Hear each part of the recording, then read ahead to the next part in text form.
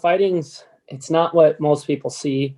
There's a lot of, if you fight mad, just anything, if you play golf upset, it's not going to go very well. And fighting is completely like that, because the more upset you are, mad, you just get tired. You don't make clean decisions, your mind's all over the place. So for me, it's just a competition. For me, that's really all it is. Yes, it is fighting another person, but to me, it's everything I rehearsed since I was 5 years old, with wrestling and then learning, boxing and everything else.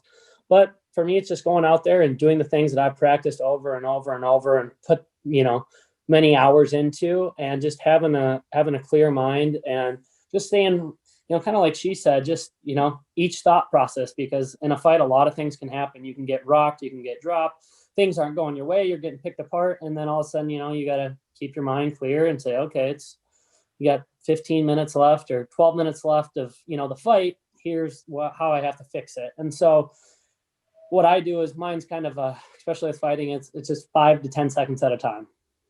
Just thinking about winning each position, continuing to move forward, win small positions. And that's really all it is. You can only think 5 to 10 seconds ahead. You're not looking at what are people going to think if I lose. And, wrestling is something like that, because it's, a physical sport and fighting where if you get beat, people are you think in your head that people are going to look at you differently, but it's just, I'm a fighter. It's not who I am, it's what I do. And so that, for me, that's really how I've, start to look at things now that I'm older and I do this as a profession. Is, my friends are still going to be my friends, and my family's still going to love me. And I always tell my younger kids that. And when I, played football and wrestled, was, you're just out there competing, as long as you compete at a high level for the whole time you're out there, that's all you can ask. And so for me, it's the same way. I go out there and I compete as hard as I can for my 15 minutes and have a clear mind. And when I'm done, I'm done. And then I go back to my regular life. So